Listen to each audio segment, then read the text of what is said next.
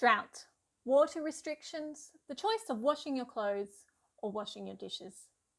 This is a reality faced by many outback Australian towns, including Cobar in Western New South Wales. The water for Cobar is currently piped, weird, goes through open channels from a dam over 400 kilometres away.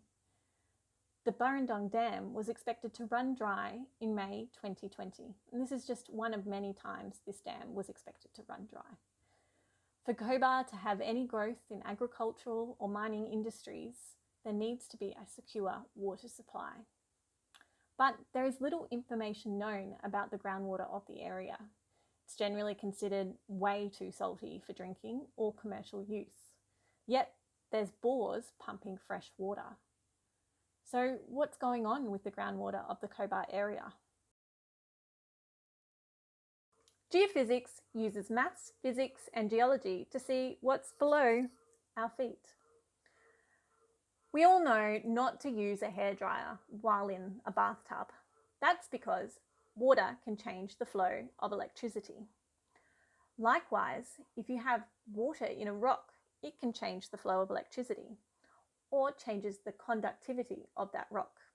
We can exploit this phenomenon using a technique called airborne electromagnetics, where a giant current is pumped through a loop suspended from a helicopter that flies over the ground, and then we listen to the response. That's our data. We then get that data and we put it into some computers, which runs through some equations, and it spits out a rainbow image of a conductivity map. On the left-hand side, we have the Airborne Electromagnetic Survey area overlaying magnetics and some square dots where water samples were taken.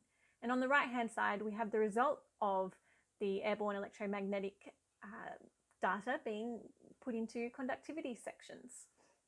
And there's two red arrows which indicate some paleo valleys, or suspected paleo valleys, potentially with some fresh water. And they line up with some elongate magnetic anomalies. So in a couple of years, when I finish my PhD, I'll have a much better understanding of the groundwater systems and be able to integrate the AEM along with the water chemistry and other data sets to get an indication of the salinity of the water, the age of the water, and where the water occurs. And hopefully this can be used in Cobar. And who knows, next time you're out in outback New South Wales, you may be drinking water that was found by airborne electromagnetics.